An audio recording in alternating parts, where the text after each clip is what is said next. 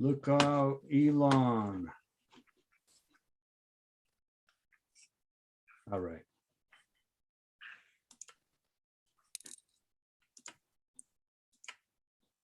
Welcome everyone to February's issue of Well Read, co-sponsored by Works San Jose Art and Performance Center and Poetry Center San Jose. Just a few remarks and housekeeping before we get to the show. But first, we'd like to do a land acknowledgement. We acknowledge that the city of San Jose is made up of the unceded territory of the Ohlone people who trace their ancestry through the local mission system. We remember and acknowledge that this land was taken through violence and dishonesty, and we remember the connection the Ohlone people have to this region and give thanks for the opportunity to continue to live, work, learn, and pray on their traditional homeland. Let us now take a moment of silence to pay respect to their elders and to all Ohlone people of the past and present.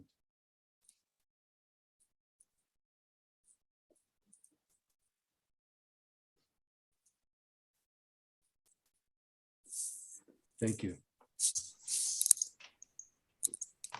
Thank you so much. Now for some words about our support. Poetry Center San Jose is a member-supported organization. Thank you to all of you here tonight. Many of you have donated funds and time and all kinds of other support.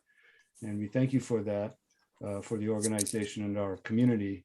And it is also funded in part by grants from Applied Materials Foundation, the City of San Jose's Office of Cultural Affairs, Knight Foundation, Poets and Writers, Silicon Valley Community Foundation, SV Creates in partnership with the County of Santa Clara, and the California Arts Council, and generous giving from Ann and Mark's Art Party and the Brandenburg Family Foundation.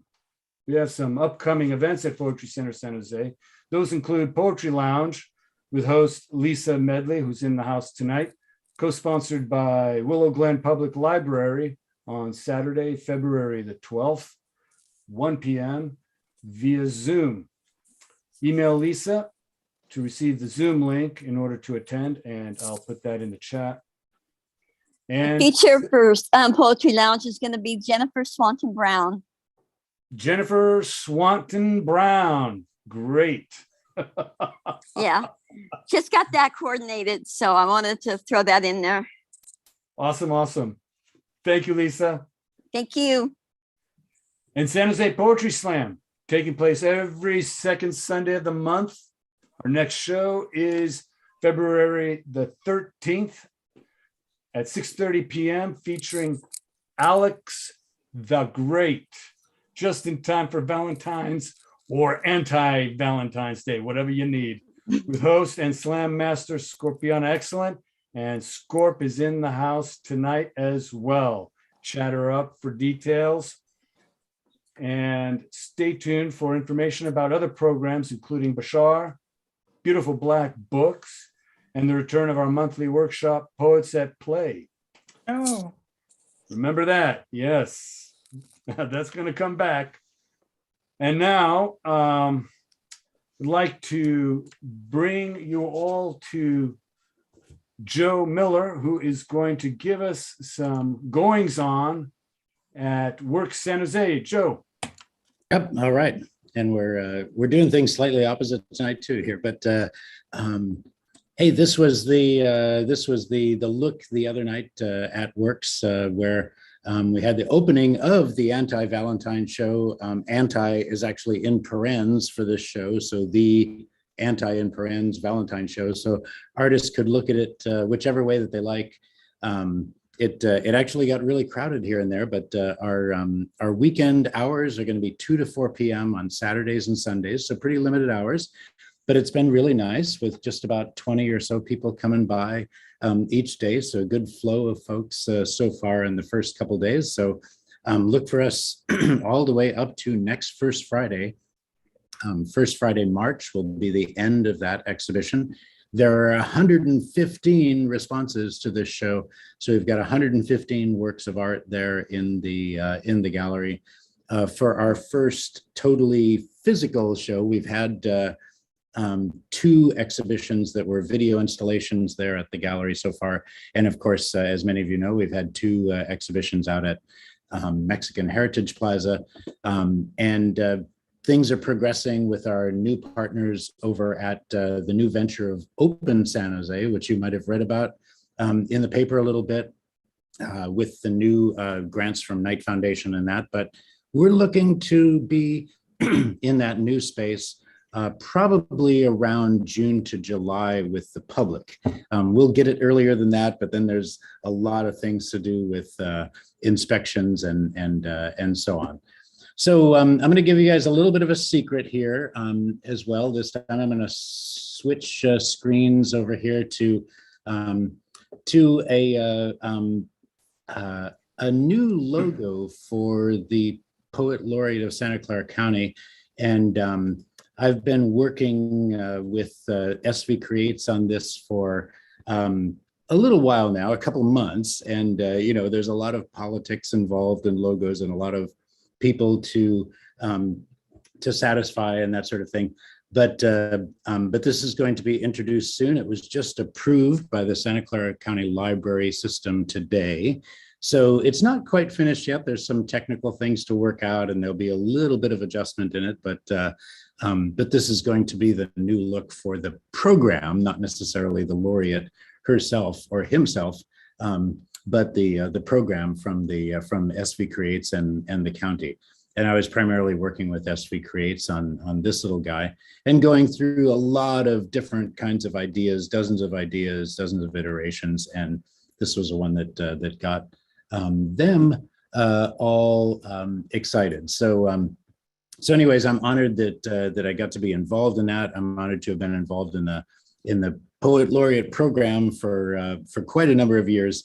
And I'm so happy that now it's come to Tshaka Campbell. So it's great to be co-sponsoring this tonight, to be chipping in with the curatorial funding of this program, and just fantastic to see a lot of people coming out here to hear Tshaka, who's been live with us there at Works. And I'm sorry we're not able to do that right now, but we will be back together in the future. Rob and I are working out how that can work to be hybrid. So very exciting times ahead, and just great to see 2 years of Tshaka Campbell ahead. And I'm going to give it back to Rob. All right.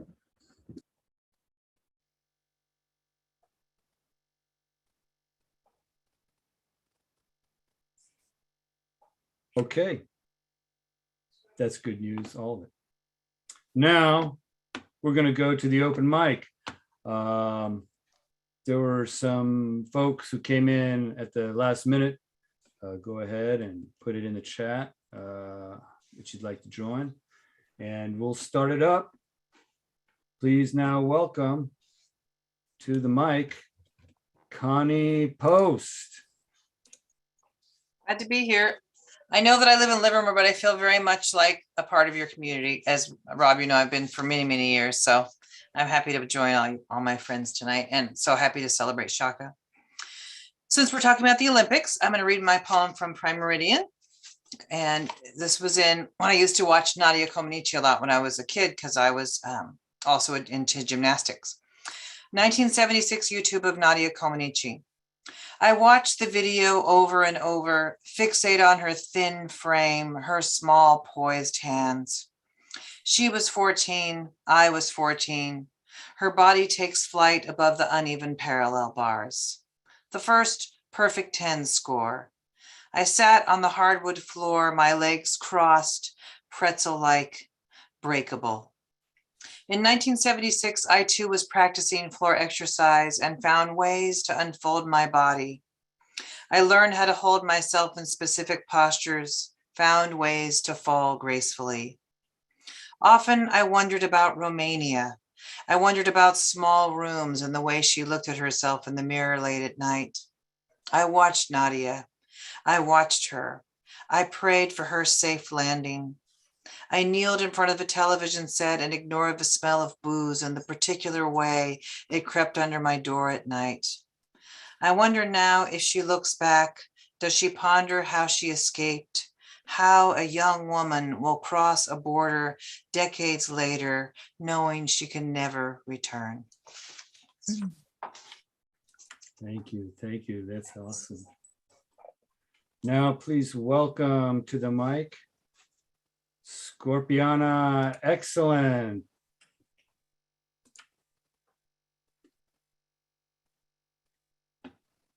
Hey, so this one is unfinished and untitled, but this is what I have so far. I used to let men use my body like Las Vegas, bright light and dirty, smoke-filled track of time, insert quarter, pull handle, and hope you get lucky.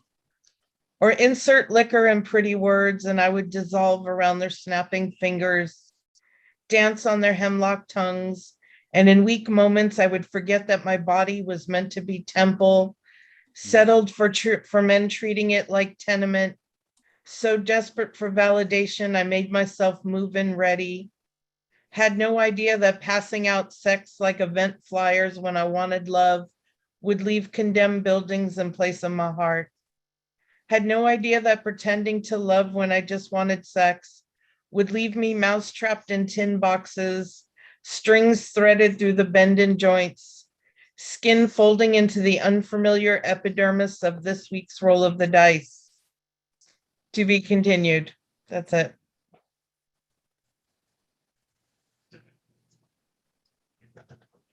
Thank you, Score. Thank you. On deck, we have Tonya McQuaid. But now please welcome to the mic, Joseph Jason Santiago Lacour. Where are you, Joseph? There you are. Here we go. Here we are. Peace, Rob. Thank you. Yeah. So good to see everybody. Peace, love. I'm excited. Tshaka Campbell, about to rock the house. Touchdown in the year of the snake. Immediately bent myself into the shape of an 8. The power to create is to resuscitate for the sake of the sacred. Break it, then build it. Fill space with sparks and spirals and cartwheels. Meditate and pray. The brain thinks what the heart feels. Navigate star fields with patience and deep focus. We coast along open oceans. I know that my English broken. I'm ethnically unclean, ethically immortal. Eternity is a turnstile. Smiles are broken coral. It's really nice to meet you on the pathway, though. Bless. Come back with the suntan and a negative test. I hope you get to rest, digest a few blessings, invest in education, regulate medication. Everything's a changing. We're in transition. I'm transmitting from mission control, advanced spitting. Damn, we getting further from shore as we explore the real meaning of life. Heal, breathing in light. Exhale the truth. Transmute abuse. Imbue them with fire or stand mute and choose to search hurt for clues to clandestine moves. PTSD our ancestors knew. And so it begins. Again, a grin scrapes its way through the grimace on our prayers for the fallen, the forgotten, the beautiful ones who speak with the twang of a god and the twist of a timeline, tequila tarnished sun in your rise from the grave to grace. We are butterflies crossing freeways. Razor-witted obsidian simian scholars calling each other culprit, preachers rocking cock rings in the pulpit. Sulfur-souled vultures picking our dreams clean. Close your eyes. Eclipse an illusion. Listen, find truth in confusion. It is there, like we are here, survivors, the plural of Phoenix. Resurrected. Thank you.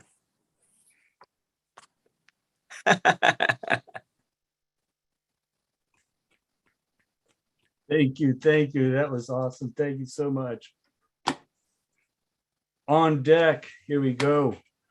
We're going to have Pushpa McFarland, but now please welcome to the mic, Tonya McQuaid. All right, thank you. This is kind of an anti-Valentine poem to go along with the museum display that was going on. Mixed metaphors. Our love wasn't an epic. It was a stanza with only a few lines, a haiku whose syllables never quite worked out. For a while, I imagined us as a couplet that fit together perfectly, an exact rhyme that made perfect sense. But our meter had no rhythm, just inconsistent lines that sounded stilted and broken. Ours was not a full-length song, but a refrain that repeated itself every once in a while without a steady melody. We were staccato notes, sometimes in piercing sharps or discordant flats, but never harmonic wholes. We experienced some crescendos, but mostly silent rests that left me wondering when the music would begin again. Then suddenly, without a coda, fiend.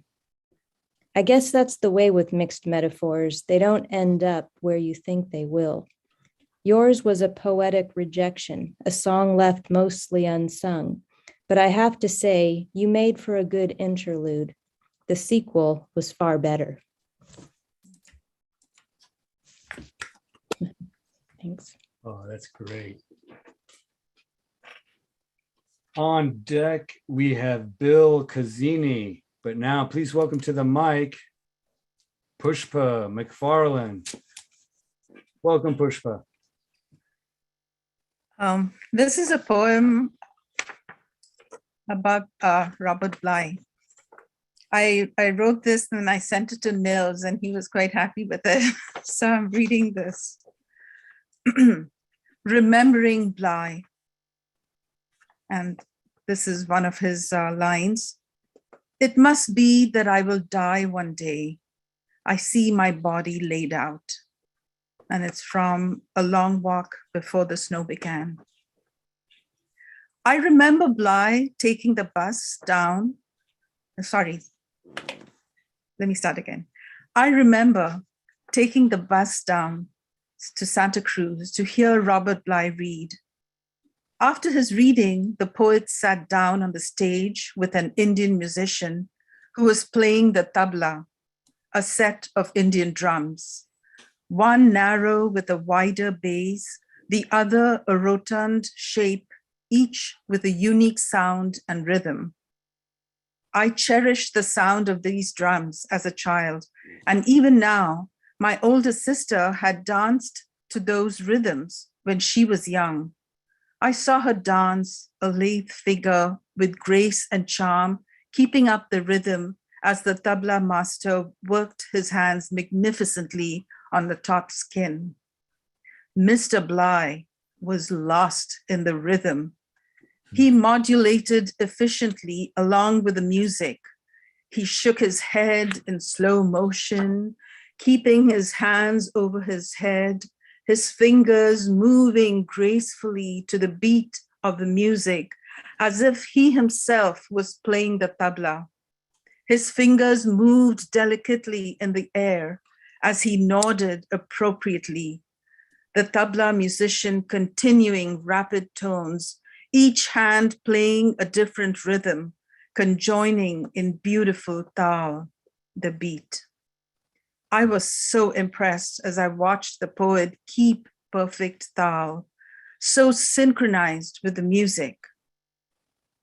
His recent demise has prompted me to read his poetry books I have savored in previous years.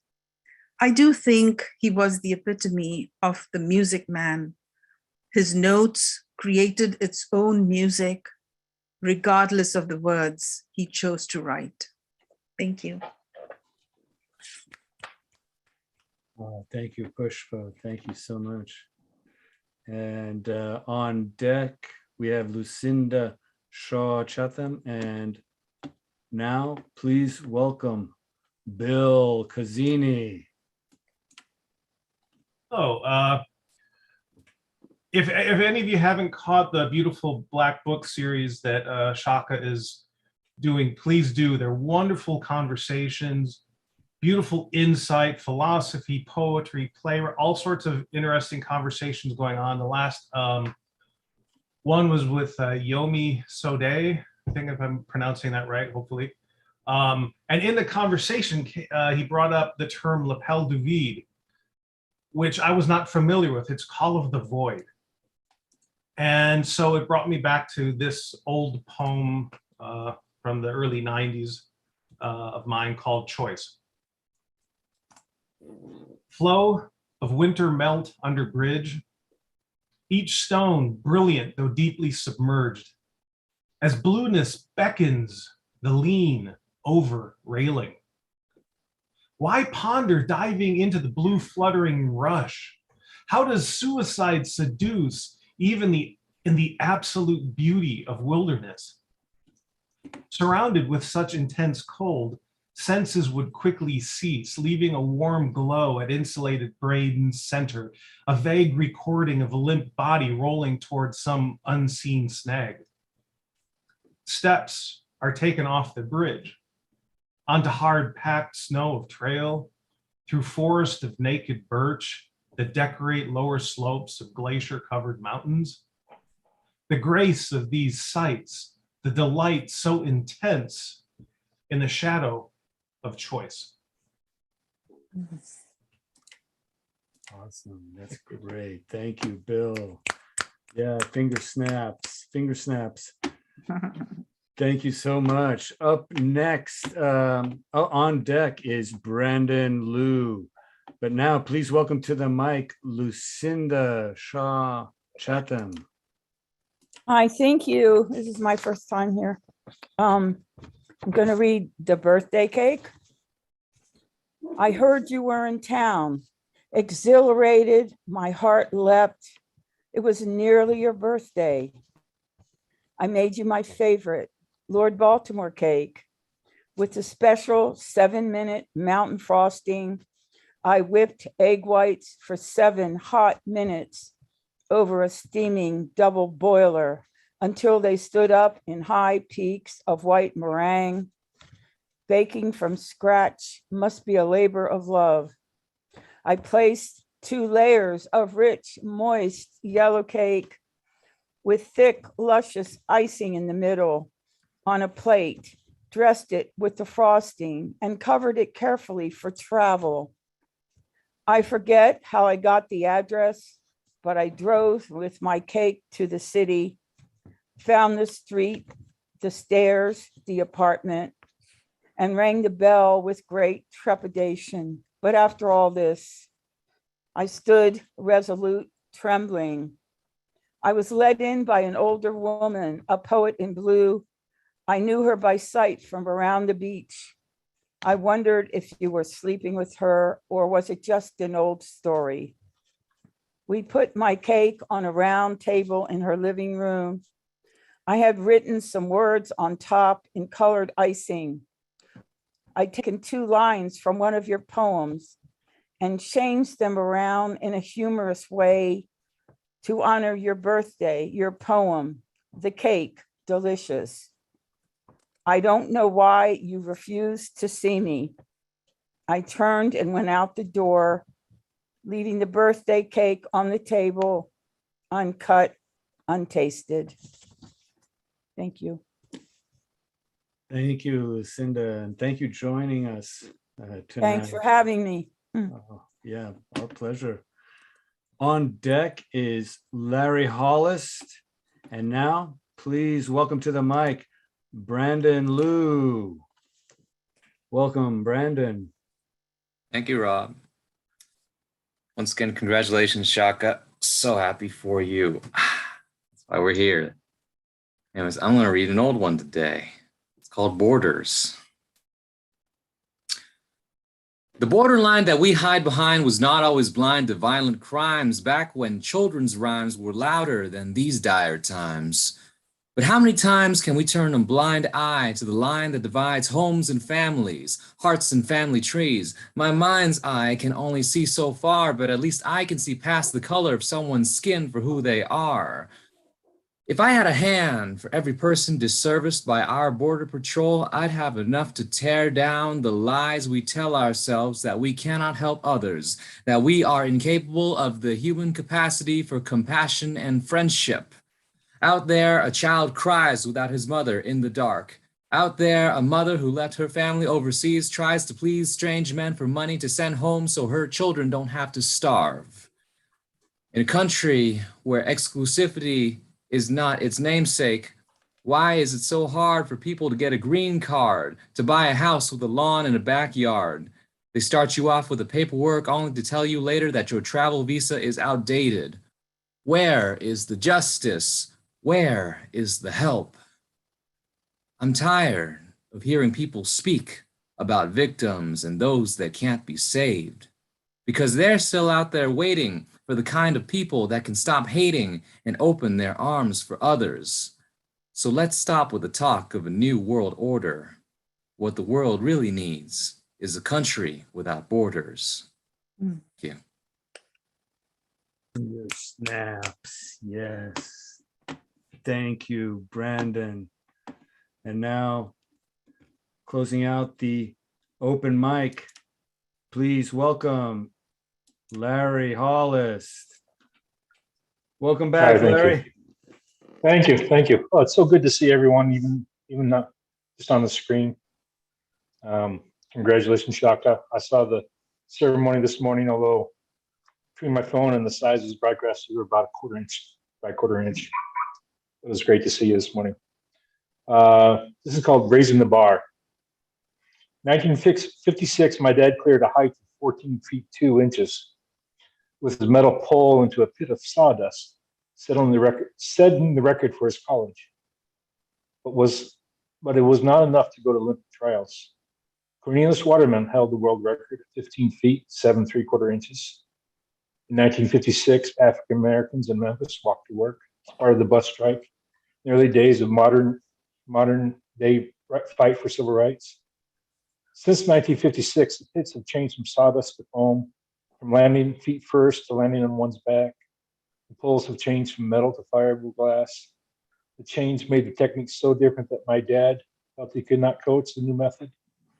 The world record has gone from 15 feet 7 3/4 inches to, as the date of writing this, to 20 feet 3 1/4 inches, nearly 5 feet. Since 1956, we've gone from separate but equal to Brown versus Board of Education, from poll taxes and poll tests to civil rights and voting rights bills, from blue lines to equal housing, from white and colored water faucets, restrooms, restaurants, to no outward signs. Yet, we still need to raise the bar. For if we don't continually raise the bar, we'll settle for something less. So raise that bar higher and higher. Thank you. Oh, thank you. Thank you so much.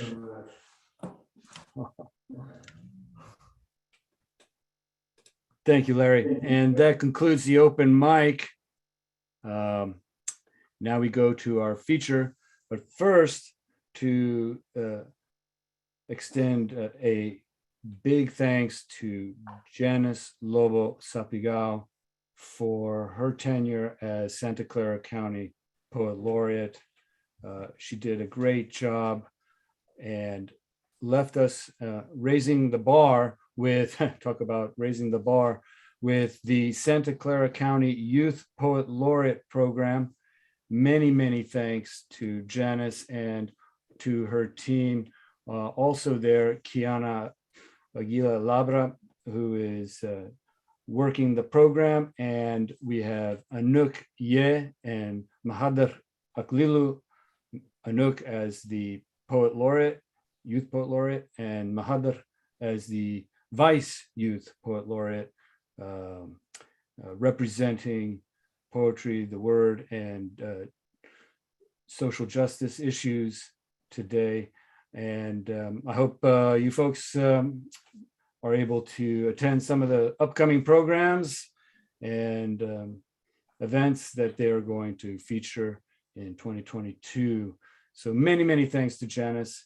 And now, finally, we congratulate Tshaka Campbell and welcome him as our new Santa Clara County 7th Poet Laureate. Lucky 7. Tshaka is an accomplished artist and performer who has authored 4 books: Tarman, Muted Whispers, Tunnel Vision, and Stuff, and 3 music albums: 1, Bloodlines, and Skin Volume 1. He has toured internationally and has been featured at theaters from the legendary Apollo Theater in New York to the Poetry Cafe in London, England. Campbell has collaborated on a number of musical projects in the house, jazz, and blues genres, as well as national commercials. Just a little word. There was a time when I thought I heard that he was perhaps considering moving out of San Jose a few years ago. And boy, I'm glad that that didn't happen. He continues to ask the world to listen different. Would you please now welcome, where are you here? I gotta spotlight you. I can't find you. Goodness. Here I am. Cannot. I got a red hat on. It's like the Look for the red hat. big old red hat. Oh my gosh. Welcome, Tshaka. Thank you.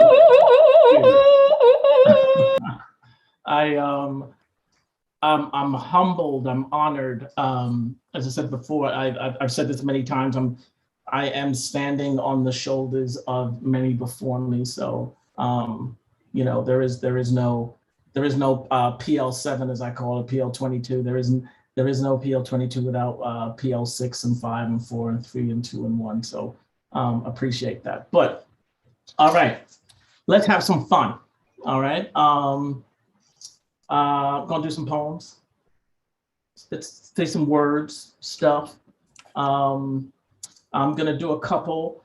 Hey, my birthday's in a couple days, right? And I'm not saying that because, you know, I want everyone to, you know, send me something, shakacampbellpoet.com. I'm just saying because I'm old and I forget shit. So just giving you a warning right there, okay? So anyway, look, I'm efficient with my words. I'm mad frugal with them. Like GR8 and Gmail, my poems, they got Google in them. I'm an Iron Man with the Y ending that's irony for those still not listening. I got metal on the outside, but my inside still glistening. I pad, I poet, I paradox, you know it. I got Wi-Fi fingers, so my wisdom's uploaded. I'm a proletariat poetarian. I eat fish, but I'm mostly vegetarian. I cut poems from my belly. My last joint was named Cesarean. Look, I got a tongue trigger, a Malcolm X rigger. Negroes used to dance for eels, now they just dance for jigger. You've seen me on Hollywood stages with stars in them. Now I only rock stages in distant star systems. So beam me, stream me, infinity like God. Convey a soothsayer, you know I'm next on your iPod because I'm an ancient dictator. There's only 2 greater. One named Salon, that's my daughter. The other one's her maker. So you bring your Nubians, your Peruvians, your descendants of Shem, go get your 300. I just need the 2 of them because I'm Sparta's martyr. Antimatter fire starter. I'm future tense like Will Tshaka, but I'm still old school KRS and Kenny Parker. I'm an ibis scribe, Hatshepsut scripture sinner, Sidney Poitier with the pen. Guess who's coming to dinner? Because I'm a killer with the lines. I'm the thriller of my time. I got that Dilla hemoglobin. Check this. Check this, check this, avatar. I'm an avatar inciting racism on a chessboard. Bloodletting my pen to write for Darfur. I mean, who better to die for? The battle of Hutu and Tutsi, remixed to kill Belgium, waffle between poison and genocide. I've got Thoth on Facebook. I prescribe diatribe of consciousness. Y'all, I wear this shit like sin, like our Father who art in heaven, hallowed be thy pen. Got 10 blasphemers writing Muhammad's memoirs. I've come too far to let you jar me, scar me. Quasars be calling me Lord of the Rings. I go in like America to fake terror. I make slit wrist bleed verb shit, galactic spit, 4 times froze the equator into lifelines, y'all. I've got bee colonies in my sperm, so my children worship their queens. Honey, sting, sin, spit kings, limbs made for prophecy. Honestly, I give headaches to ibuprofen. Plus, I impregnate trees, breathe back their dreams, photosynthesis, death to their cravings, y'all. I go hard like constipated slave labor. I've climbed into the DNA of nigger, picked out the trigger, pulled out for Simba warriors, will avenge the soul of Stephen Lawrence's. I've got Dilla hemoglobin, pixelated 1080. I forged a bullet from the crushed bones of hip hop, and I found them in the world's Orsatti rape of Black boys. I cook words in a Pan-Africanism. I panned Africa in them, and I found Africa stretched thin. Y'all, some of these dudes are still trying to put insides out of websites, trying to see how many click-throughs increase your open rate. Your inner thighs are part of a frequent flyers program. Slow down, evolution has a way of correcting shit naturally. Now back to me. I've got a Senegalese queen in my spine, salon on tap.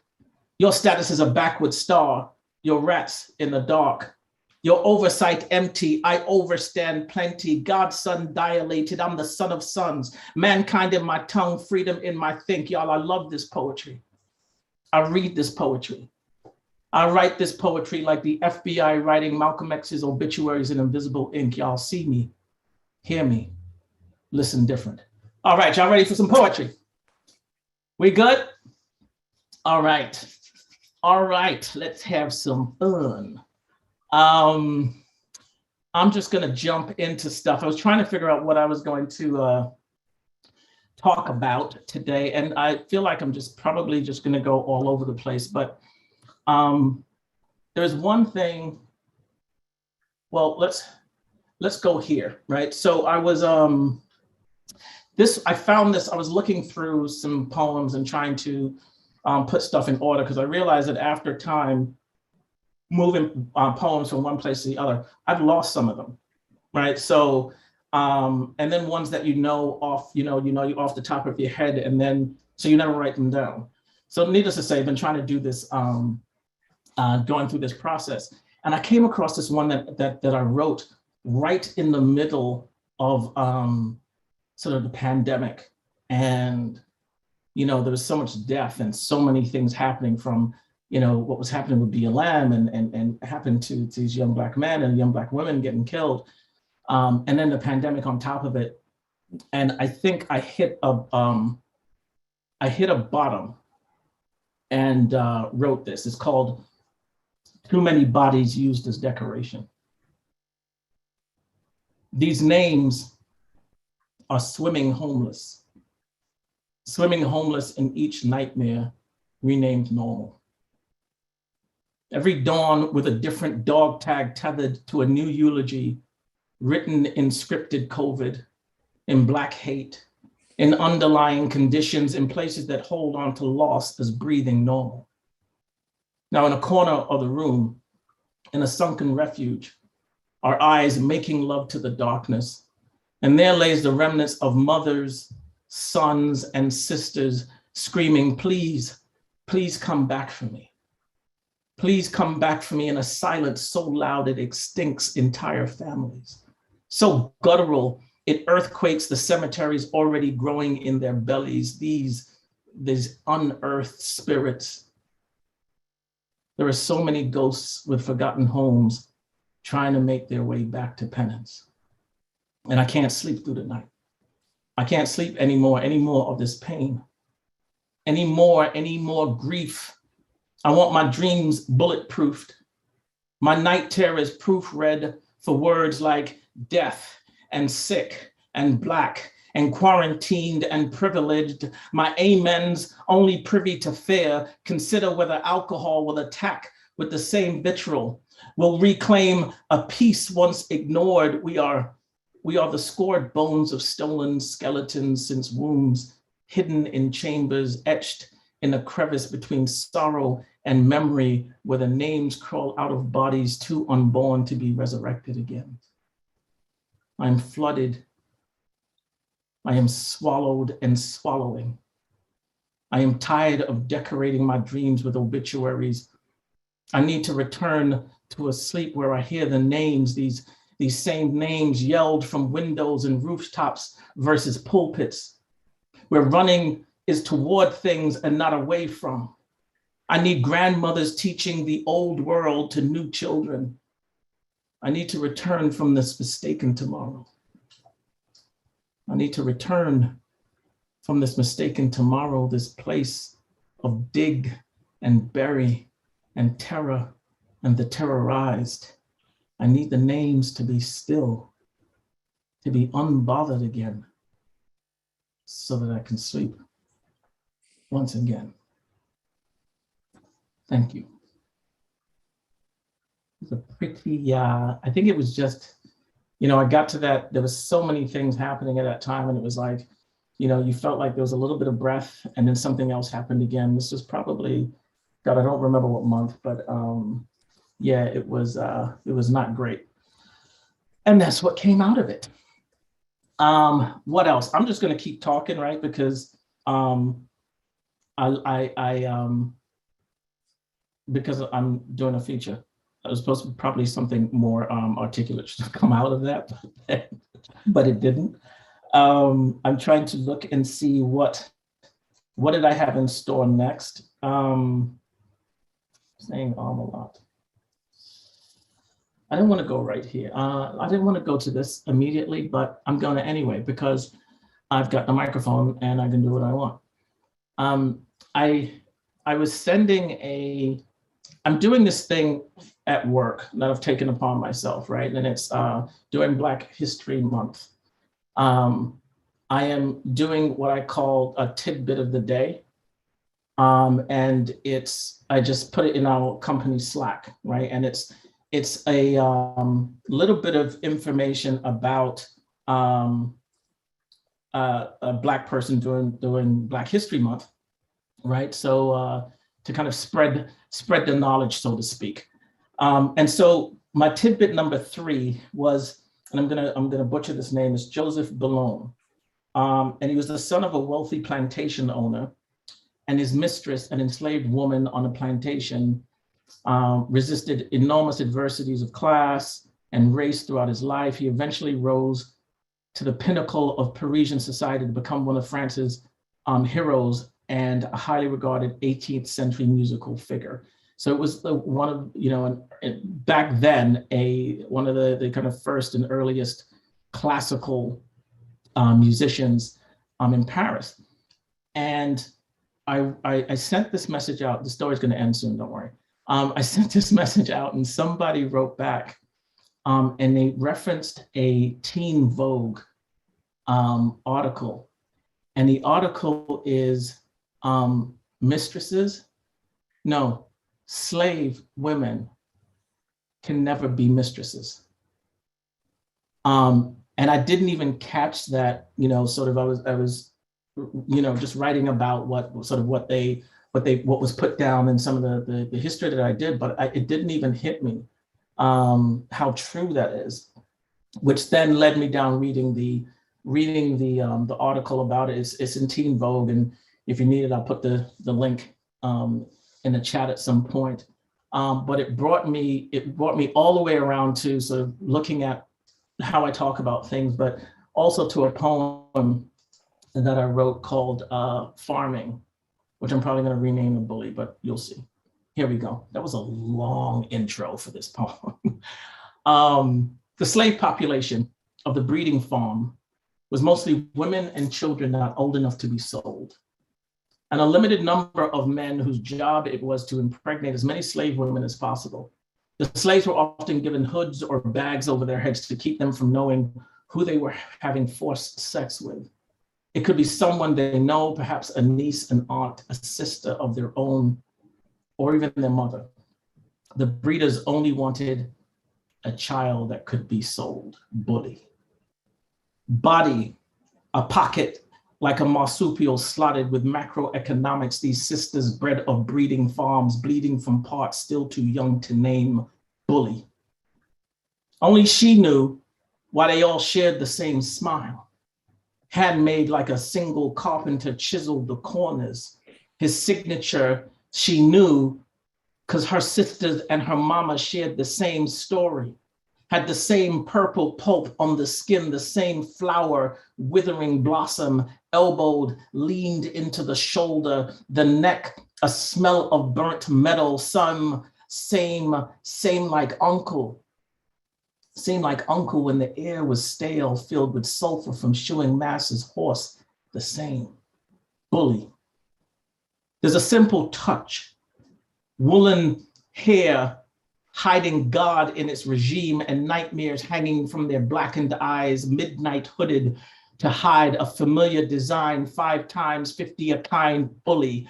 Sadie's belly is the cousin to the spitting image of when her brother's daddy's face was swole, so round and shiny after giving his neck to the noose. 5 days sun-kissed with a smell that empties itself into the breath like the same bully. Can't find no free here, lost in America, bully. Smuggled legacy into a cemetery of wounds here, bully. Take thine sister's skin, a bitter rind, fist full of peeled skin hair, bully. This country, bully. This black song is sung like cinnamon sprinkled on ice, bully. This country, bully. There is no salvation in a morning prayer when morning is the only way you know how to still seem human, bully.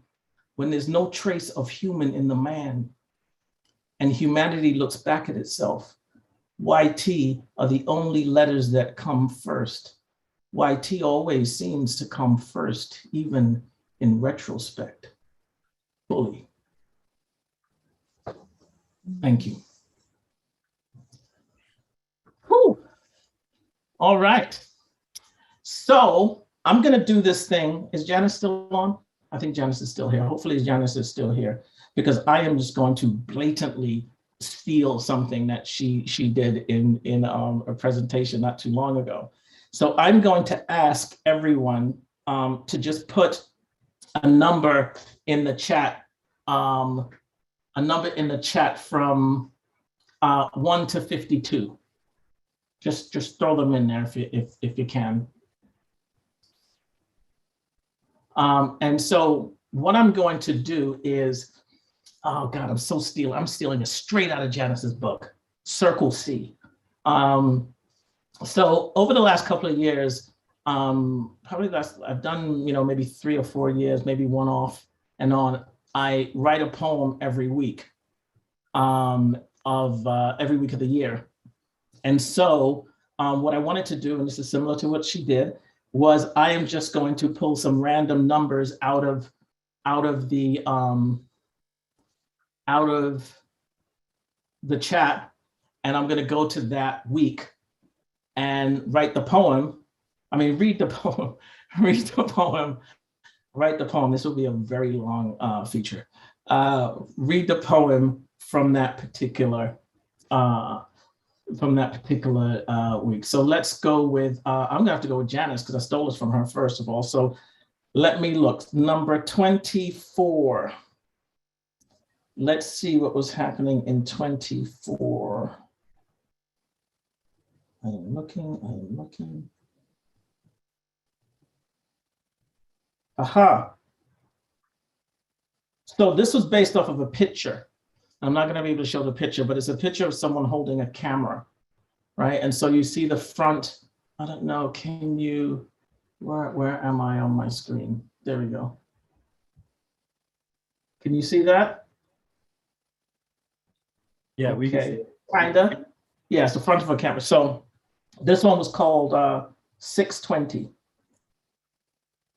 2 words are worth 1,000 pictures when they are goodbye. I mean to say, there is only one place to find father when his voice was lost in the swaddle, is to say, the way goodbye looked sprawled across a smudged lens is the only proof of life left to carry his blood, which is to say, how will he ever recognize the became man when abortion was the only memory his boy could handle at the time, which would mean a torn picture aging in the bottom of a nightstand is more permanent than he ever was in person, which is to say, his abandon was so loud that the camera was the only way he could stay present. And then I ended it by, it was a quote from Gordon Parks. It said, I picked up a camera because it was my choice of weapons against what I hated most about the universe: racism, intolerance, poverty. Cool, let's go. Let's go to Lisa, number 16. Let me go back, archive number 16. This is called The Tale of Two Cities. Now, some of these I haven't seen in years, so if they're terrible, it's Rob's fault. The Tale of Two Cities. Hip hop gets a Pulitzer. Oh, I remember what this was. This is when Kendrick Lamar, I think, got an award. Anyway, hip hop gets a Pulitzer. Vernacular of the downtrodden meet the dying oppression of a collapsing archetype. Or is it just blackness poured into society without curdling, like the newest cocktail, like Kabbalah in an app vending machine culture? Insert beat.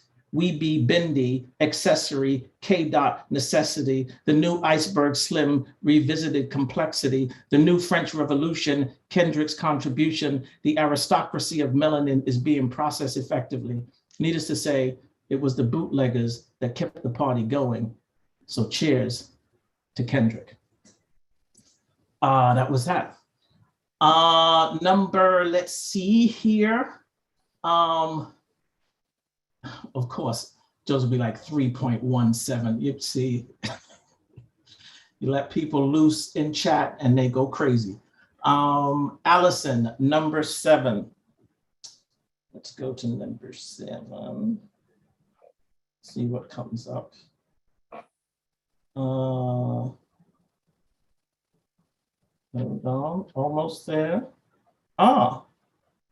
It's called Trances. In another life, I'd be a body of water holding the shadow of your albatross wingspan in its crests, your body nestling clouds as I, admiring your elegance from below, follow your silhouette in the calm. That was number 7. We're gonna scroll back up. I'm gonna do like 2 more. Vicky, number 29. Let me go back. Is this working? I mean, Janice probably did it so much better than I did, but you know. Okay, cool. Number 29. I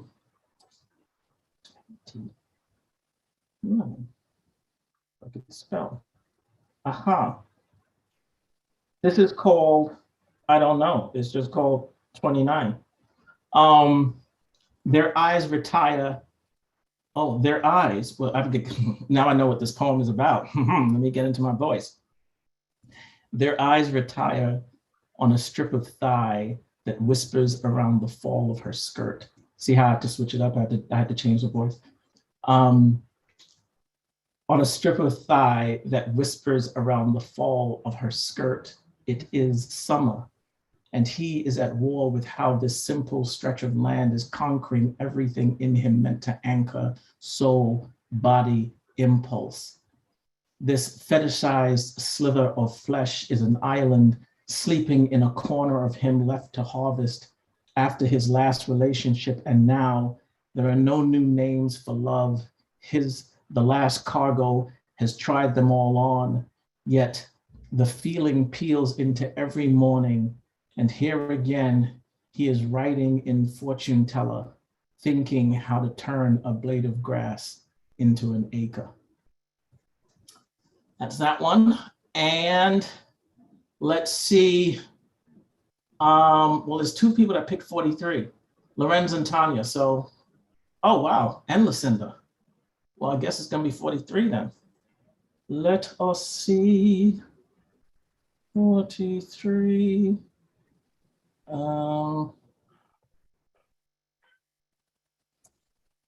will be right there. Don't go anywhere. 43. Well, it will help if I spelled 43 right. Almost there. Talk amongst yourselves. Okay. Okay.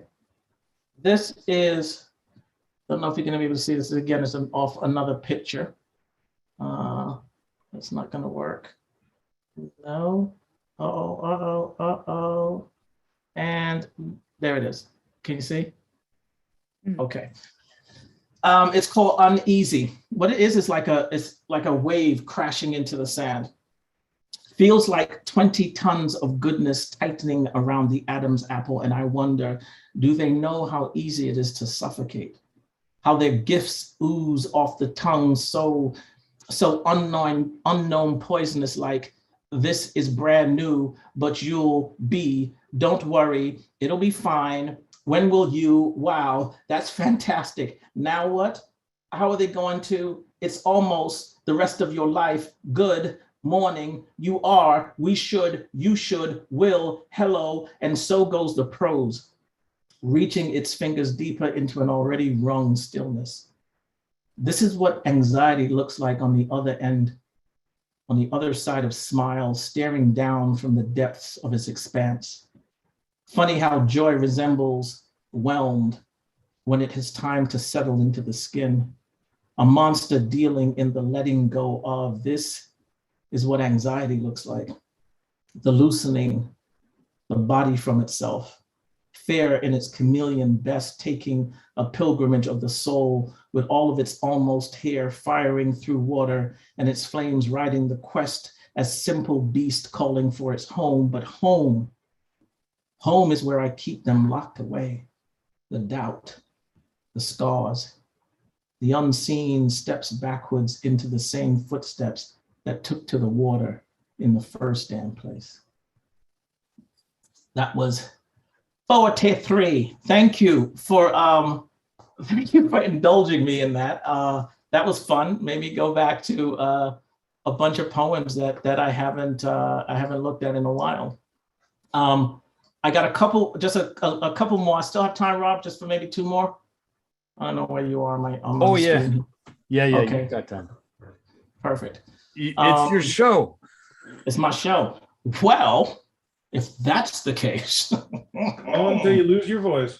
Yeah, exactly. If that's the case, y'all better call in for sick tomorrow because we're going to be here all night. No.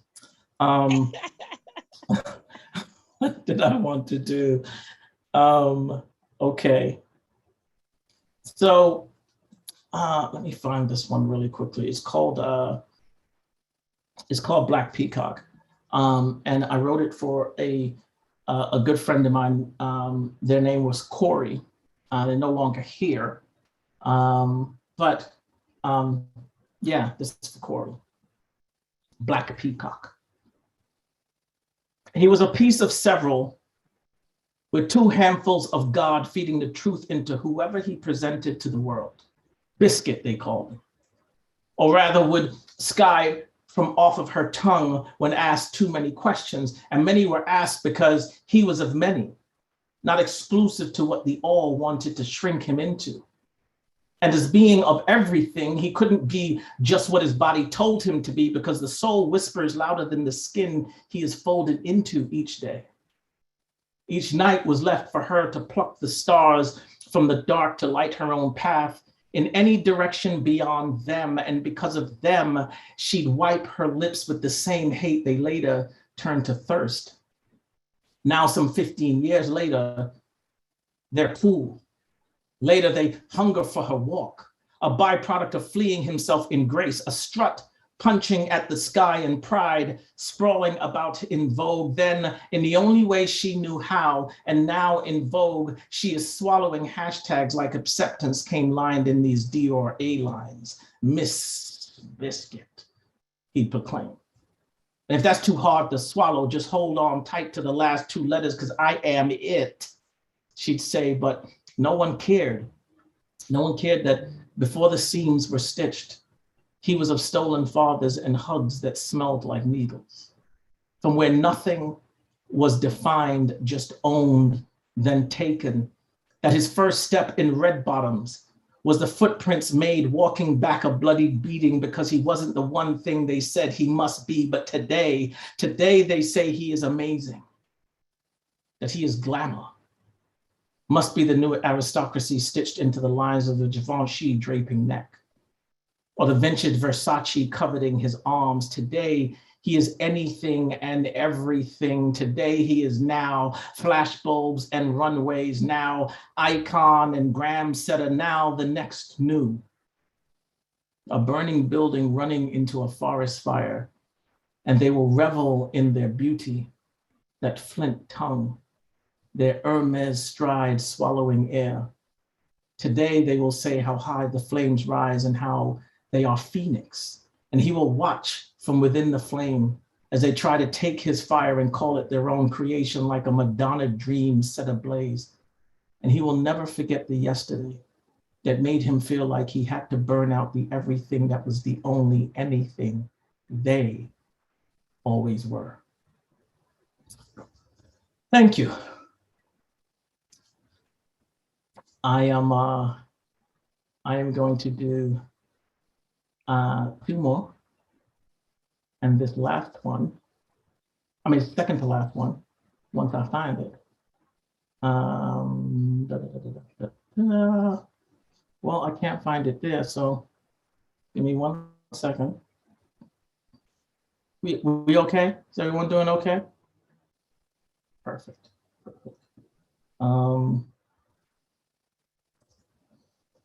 Let's see. Let's see. Aha, there it is. Black currant. Then I found this yesterday dream abandoned, left in the pocket of an old coat, a memory needing to be hidden. It read, become anything other than yourself. And I think I remember when I put it there.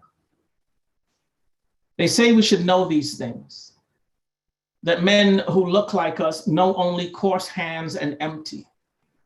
That as men, we are not even men, but boys in search of sadness, saddles to be ridden and cured, flesh hung and stretched, like we are meant to bend but not break. Walk but not lead. We are to be sliced deep but not scarred. They tell us that hard love is the only love we can receive, that it must make us strong. And for so long, we've been vaccinated this poison that mothers have layered it into bedtime stories. So we dream of becoming eagles, not knowing we are already the sky. They won't tell us that we are good.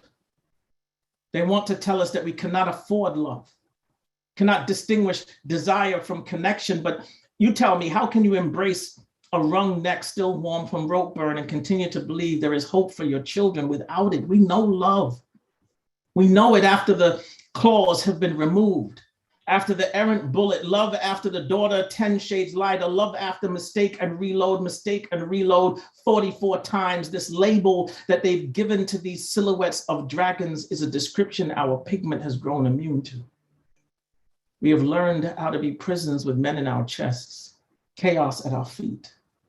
This branding you've cattled us with is not only skin deep. See, melanin is not meant to burn, so we can still warm our women and love our daughters, but still they will say we know nothing of soft, that we are blended into the flesh of cities, that we can see everything in the midnight of souls and retain none of it, that we can listen to the blood running the maze of our bodies, but not hear how it gives life. They will have us believe that we do not know our birthrights, but how can we be anything except forgotten when we are such feasts for bad memories? They tell us we are blackberry juice, suffocating the white of canvas, ready to be remained. But we are already named after empires, each of us. And because of this, because we can raise sons whilst our mortality is being tested daily, because the chalk line hugs our faces in each grand jury selection, under every unholstered handshake, we still make art of the pain. We mangle the mangle till it is a beautiful mess of survival. Yes, they will tell us we are disposable creatures without worship, but it's because their gods are totems holding their prayers, and ours long since been squeezed from our windpipes. They've known this since they've been hiding messages in our pockets. Thank you. Oh, all righty. So I'm going to end it with this one. I haven't done this in a very long time, right? So again, you know, that whole reference to age thing. So if I forget again, it's Rob's fault. So here, let's go. Some say that my poetry sometimes speaks above heads. And this is how I feel like when I started poetry. No, not that long ago. But when I got into poetry, right? And I was trying to figure out like, you know, sort of what my purpose was. And especially when you're in sort of the slam community, that's like a whole different world. And was trying to figure out like, what are we supposed to do here? And like, how am I supposed to talk to people? So anyway, this is what came out of that. Some say that my poetry sometimes speaks above heads, but y'all, what if I'm trying to get heads to do more than just head nod? What if I'm trying to give brain to cocaine dreams so they come clean? Now, would you listen to a preacher if he recited his sermons from Cliff Notes? Would the Pope be as dope if he revealed that the word of God was summarized in verses that Dr. Seuss wrote? And if Noah's Ark was just described as like a really, really, really, really big boat? Come on, folks. No, we're here to entertain the masses. Whole classes on the effects of mundane consumption. If I acted out Shakespeare in street slang, would you then know what it is to be or not to be from what I'm saying? Know what I'm saying? If I told you that Macbeth murdered Duncan, would you then turn on ESPN to see what I mean? Know what I mean? If I placed Sundiata on a street corner in East Oakland and asked him to spell out Aesop's fables with crack rock clarity and use 3-card Monty tables to unravel the secrets of life in groups of 3 guesses, your guess is as good as mine. Would you then give me the time to deliver messages that have been beaten into your head for the last 25,000 years of your existence, but instead head into this reality's beaten down existence of your resistance? Now you tell me, how the hell should I converse with you? See, in these modern times, I tie my ankles with copper wire and I pick up cotton pennies from street corners to tap into my slave side. I copy the death movements of forgotten past lives to tap into my middle passage, and I hum the songs of a still shackled tongue to tap into my Negro side. So although I may not sound like the average Joe, you may only be hearing me, but see, I want you to see me.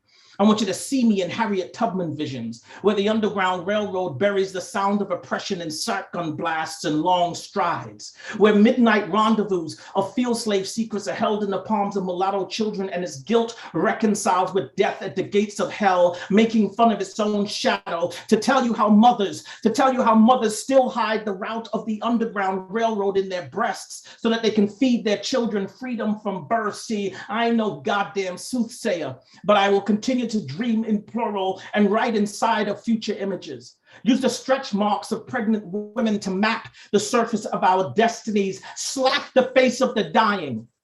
Slap the face of the dying so that they enter the afterlife screaming and yelling, letting our ancestors know that their children are still in pain. So I ask you again, how the hell should I converse with you? Should I change my name to Otto so you can read me from both sides? See, I apologize for the fact that I don't do this shit from 9 to 5. And sometimes I don't take the time to write in single lines and double spaces, but rather in double time and hard to reach places. But I only got 3 minutes to fit my verses into tight spaces, leaving only small spaces of time to make the last line get into your brain before the spit from the next falls on your faces. If we ain't trying to get moved by this shit, then why even come out to well-read in these types of frickin' places? I refuse. I refuse to speak in half-truths, because we may not meet again for 3 years after I'm through. So as this poet, until we get through, I only have 3 minutes, and it's just about me and you. And because I write in absolute values, even if I multiply my messages, you'll at least get one. If I can't touch thousands, I'll be happy with just one. Y'all, I'm the inverse fraction of when 3/5 was our caption, so I'll still be able to reach 2/3 of the crowd plus one. Look, I just don't do this stuff for fun. Hopefully I'll see you before 3 years, but until then, one. You guys have been fantastic. Woo! Thank you for letting me unmute, please, and show the love. Amazing! You're embarrassing. Oh man, I'm blushing. You're amazing. You're amazing. My heart is full. Thank you so much, everyone. I am so amazing. I'm blessed. I'm honored. Thank you for giving me this space, for listening to me, for letting me sometimes talk about very difficult subjects to talk about. But you guys are sitting there listening, and I don't want it to go unnoticed that I see you, and I see you listening different, and I appreciate that, and I'm honored to share the space with everyone. So yeah, that's that, and happy birthday to me in a couple of days, and don't ask me how old I Birthday, am. yeah. Happy birthday! Happy Thank you. birthday. Happy birthday, Tshaka. Thank you. And so now, are there questions in the audience for Tshaka? We've got a brief Q&A, kind of meet and greet. Question. Tshaka, I want to know where you were when you found out you're a poet laureate, and what was your first words? What was the first words that came out of your mouth? That's a good question. The first words? Well, go ahead and say it. I mean, It was like, if I remember correctly, oh, I got really Brooklyn all of a sudden. It was like, get the fuck out of here. I love it. Were you at home or were you at work? I hope No, you're I was in a store. I was in the store. Yeah, I don't remember what store, but I remember saying that pretty loud, and That's awesome. people around me looking. But Oh my God, I love it. there it is. Great. Yeah, There it is. yeah. It was fun. It was fun. Any other questions from the audience? Look, it's truth time, so you know. Oh, Ask okay them then. now. I got one knew from it. Lorenz. I knew it. What do you smell like right now, homie? If I know. It's so crazy. What do you smell like? Yeah, butter pecan and cookies. Oh, Long story, oh, guys. Long nice, story. nice, man. I take it. Well, So do you get a poetic license now that you're a poet laureate? a poetic license? I don't know. I don't know. I should. You have to get go to one. the DMV, forget it. Good. Well, exactly. If I've got DMV, exactly. There'll be a it's not special happening. line, yeah. It's not happening. Yeah. I got a question for you. What do you got in store for us as poet laureate? So, I have a cauldron, and I'm stirring the cauldron. I have like this I whittled it down to sort of two mission statements, and some of you already heard this, right? It's on one side of it, it's really about sort of galvanizing our youth, right, and giving our youth in Santa Clara County a sort of a mechanism or a way to be able to share their voices. And I think a lot of the poet laureates prior to me have taken on this mantle as well, especially Janice in putting together the Youth Poet Laureate, but try to find ways that they can sort of exercise in both ways, their demons as well as their sort of voice calisthenics. And because there's a lot of stuff that we've just gone through, right? We have no idea how this has impacted our kids. And I just want to make sure that there's an opportunity for them to voice and get their feelings known, but also recognized, right? So to get work printed, an anthology, and a couple of other things that are in the works that I'm going to sort of keep under wraps until I get the folks to say yes, they'll do it. That's one. And then the other side is really about bringing together these disparate communities. Like this event here is magnificent, right? But I think if we raised our hands and said, you know, who's here for the first time, we may have one or two people, right? And so what I really want to be able to do is figure out how to bring all of these wonderful disparate communities that we have in Santa Clara County into poetry, right? Into this world, because it's a beautiful community that we have. And I want to get different eyeballs and different voices and feelings into this space, because we all know poetry is absolutely healing, and we got a lot of people out there hurting. So yeah, so there's going to be, everything I do is going to be centered around those sort of two mission statements, but the actual tactical things will change. You know, you may have to, Rob, go to people's houses and sing Christmas carols. I mean, I don't know. We'll figure it No out. problem. Any other questions out there? I got another one. Okay. Oh, well, Sally has one. I have to Sally. drop off. I'm so sorry, but congratulations, Tshaka. Talk to you later, Oh. everybody. Thank you so much, All right. honey. Take care. Bye-bye. Yeah, I Bye. think I'm wondering, Shaka, maybe it's too soon to tell, but what is like one thing you need that you'd like to see from this kind of group or what, whatever? That's such a great question. Mainly because we don't ask, right? We typically do not ask. We go out there and shoulder all of ourselves, and I think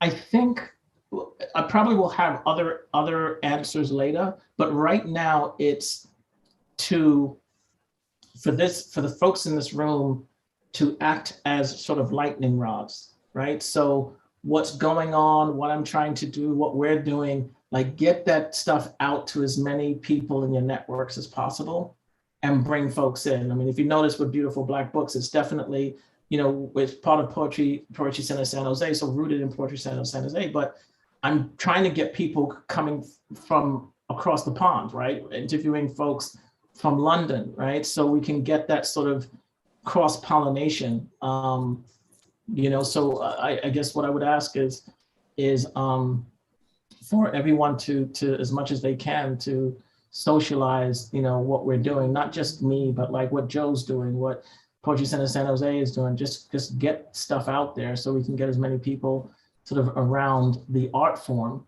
and to answer when I send text messages and emails asking for stuff. Awesome. Awesome. All right. You had one, Rob, did you? I thought you had a question. I had another one. It's a little bit more of a personal question. I know your daughter's there, and I use palm olive. And so do you share your work with your daughter, and what kind of does she comment on it? She does. It's such a funny question. When I told her I was poet laureate, she was like, "What?" And I was like, we made poet laureate. She's like, "Oh, so poet Laura." So now she just called me poet Laura. So that's my name now. Is this is my dad, poet Laura. So so that's come out of it. But no, there is. When she was much smaller, I had to find this audio, and she would, I would practice because I was doing, I was going performing a lot more, and I would practice in the car, and she would be in the back of the car, and so as I'm practicing, there's little lines that she would like repeat behind me, and so it was absolutely amazing. And then as she got older, she would then like heckle me as I was practicing my poems. I would say something like, you must show love. And in the back, she's like, I don't want to show love. Going back and forth. And I recorded a couple of things. So that was sort of the mid stage. Now, every so often, I'll sort of, there's parts of poems that she likes. The rhythmic parts, and sometimes she'll just blurt out like, it's an alchemist that persists to decode the pessimist, that something she'll just like start like real complex stuff. And she's so beautiful. She's at such a fun age right now. What age is she? She's 12. Yeah, Cool. now she can talk back. Now it's like, Yeah. When I used to make fun of her before, it used to be like, but Daddy said I smelled. I'm like, I'm joking. Now she's just like, that's your nose, because it's the closest thing that you're smelling, so it's probably you. So we just go back and forth at each other. So it's just a beautiful time right now. Thank you, Tshaka. Absolutely. And anything else to ask? What time do you write poetry usually? What This time is do I Anshu. write? Yeah, congrats. Yeah. Oh, thank you. That's really funny because I used to, when I was much younger, and I had, pre-family, I would have set times, right? Today I'm going to go to the coffee shop and I'm going to sit down and meditate and write my poems, right? And then after that, it was kind of like, let me write this thing here over here. Let me change this bottle. Let me write something over there, and so I had gotten very proficient in writing on my phone. Like I did a whole book and an album on my phone, but that was also, when I was in England and I was on the train a lot and traveling a lot. I would get so much inspiration on the train, and I would have the time to write. So I would put it in notes and get all the ideas together, and then later on, slowly but surely, sort of put pieces together and edit them. And that's just sort of how I write now. There's no, unless I have, unless I'm asked to a commission to do something, and even then I don't do it. I don't sort of sit down and do it. But most of the time, it's in between spots. I'm so inspired by everything around me, and so something will spark a thought or a line or a word, and I'll jot it down, right, and then I'll come back to it later on. And that's sort of how I'm writing now. And then also just, because things are so busy as well. That's why I was doing that poem a week for a year thing, to force myself into a cadence, to put it on social media, to be held accountable. And so I had to find the time once a week to put something down. So you basically develop it in parts and it still kind of flows with what you wanted to say. Well, but that's the thing, right? The way I like to write, think of it as like I'm going into a moment and then I'm expanding on that moment, right? So I write that way as well. So it's almost organic, right? But then sometimes I'm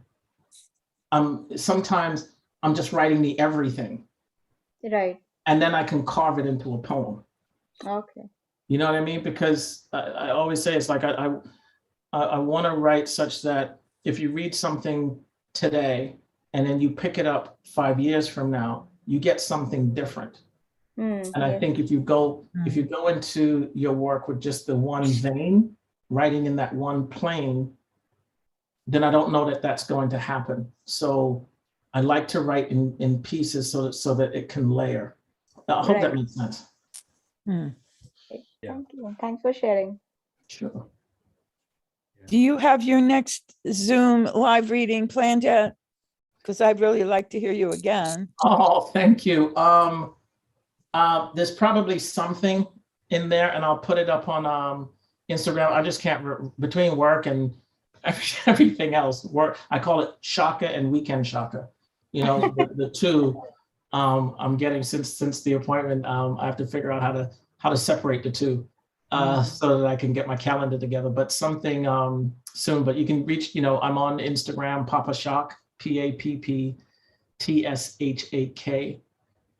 You can find me there, or the easiest way to just put Tshaka Campbell in Google, and something salacious will come up. I'm joking. Just put in Google, or you could find your way to what I'm doing. Thanks. We get a question from Tonya who asks, are you available to give a poetry reading at a school during the day? Yes, I can. That's when Weekend Tshaka becomes regular day Tshaka. And I tell regular day Shaka's boss that I'm ill. Crack me up. Exactly. So I'm available. I mean, wherever I can, and I can make the opportunity, I will try and make it happen. Okay, well, I would love to have you visit our school. So hopefully by the fall, things should be a little bit more open. I'm hoping for having a larger audience. Absolutely. Yeah, I that's the other thing I didn't see. You let me start talking, I'm just going to have you guys here forever. But one of the things that I'm trying to do as part of the Laureate piece as well is to have the majority of what I'm doing happen digitally, right? I feel as though, especially since we don't know the space we're going to be in, but also because I want to give people the opportunity to consume this art form at their own leisure, right? Or leisure, however you want to pronounce it. As opposed to like, here's the event between 8 and 9 and you have to go somewhere. And there's nothing wrong with that. I think there's all the fantastic pieces that are associated with being in physical space. I can't tell the last time I saw Joe. I mean, it's been it's got to be like 3 years, right? So there's some amazing to that. But I think in the pocket where we are right now, to be able to give folks our art form in a space where they can pick it up and put it down and pick it up again and put it down when they need to, I think that's super important as well. Giving people access, right, to this art form, and the digital spaces where we are. So the long story short, I can't wait to be in physical spaces, but I'm okay right now being able to distribute the stuff that we do in this digital space, and letting people get it when they need it. Thank you, Tshaka. Any last words with beautiful black books? Yeah, I was so. For those who don't know, Beautiful Black Books is just at the core of it. You strip away all the stuff. It's really about us being able to get behind the author, the artist, right? Because there's a lot of times when we go up on stage, and this is a beautiful thing right now because we're actually conversing, but it's really hard. We do our poems or we perform and then we go off on, we go, but like what's behind the individual, the artist. And so that's what really Beautiful Black Books is about, is having people showcase their work. And like I said, that whole sort of cross-pollination of areas, but it's really about getting behind that person. What inspires that person? Who is that individual, or those individuals behind the work? And so all that to say, it takes me time sometimes to find the right person. And I think there is, so much stuff happening this month, specifically around Black History Month. And, this is Beautiful Black Books. You would think that, of course, you're going to have a spot in February. I think there's a lot of stuff going on. And so probably March, like first week of March is when I'll do the next installment. And I'm hoping I'll say it, but it's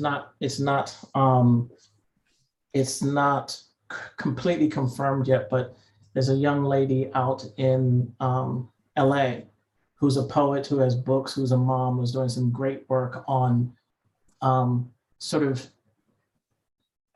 helping people find themselves.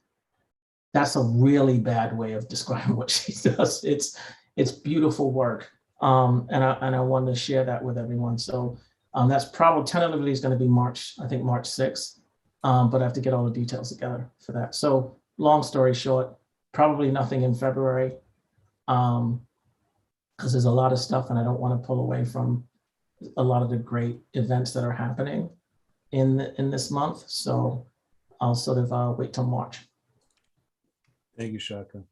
Yes, I have to say, folks, the last show is Shabde. The intimacy that Tshaka brings to the program with his guests choked me up. The humor and then the touching backstories. I appreciate that, Rob. That means a lot, right? Because I've really tried to. I want that to be evident to folks without being without it being an obstruction, right? But I want that because it's the work, but there is no work without the Sally behind the work. It's not work without John or Janine or Vicky, right? It's all of that's behind the work. And so if we can get to that, you can help you better understand the work that comes out. Thank you. Yes. Thank you, Tshaka. Once again, let's give a warm round of applause to Tshaka, our new laureate. Thank you so much.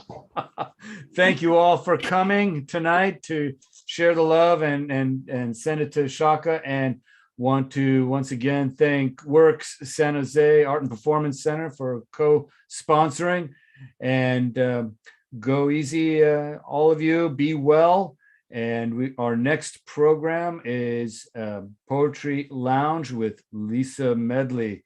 And stay tuned for more programming. And you can find beautiful Black books on Poetry Center San Jose's Facebook and website and Twitter. You just have to check in and we'll have the event posted.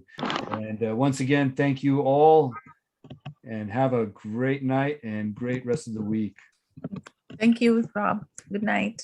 Take care, guys. Thank you you, so Rob. much. Thank you, Shaka. Bye. Thank you, Bye-bye. Shaka. Good night, everyone. Good night. Thank you, Rob. Good night.